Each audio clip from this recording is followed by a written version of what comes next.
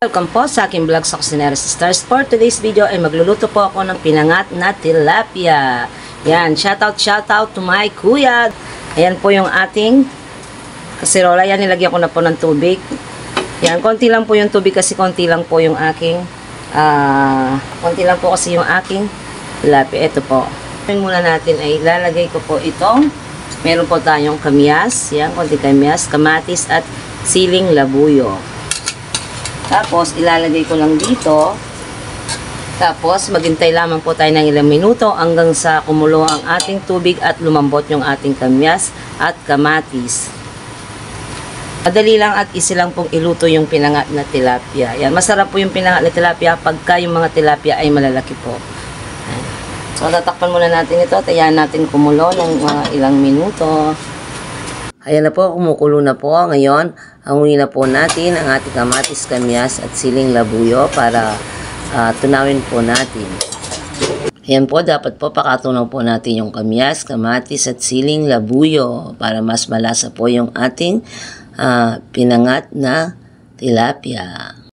Yan, tapos ibalik na po natin yung ating tinunaw na kamatis, kamyas at siling labuyo. Yan, nilagyan ko po ng siling labuyo para medyo mangang naman kahit konti po. Kasi masarap po sa pinangat kapag medyo manghang. Tapos lagyan po natin ng konting asin at lagyan po natin ng konting bechin. Yan, tapos ilagyan na po natin yung ating mga isda. Yan. Bali 3 ulo lang po yan at isang buntot. Kasi po yung dalawang buntot ay ipapry ko po. Yan. Ganyan po ako luto ng pinangat na tilapia. Tapos, huwag po natin pakalakas yung ating apoy. Dapat mahina lang po yung apoy para hindi po mabigla ang pagkakaluto ng ating pinangat. At hindi po madaling lumambot yung ating isda. So yan po, kumukulo na po yung ating pinangat na tilapia. Yan, tapos maglalagay po ako ng konting Knorr sinigang para mas masarap ang ating pinangat na tilapia. Konti lang po.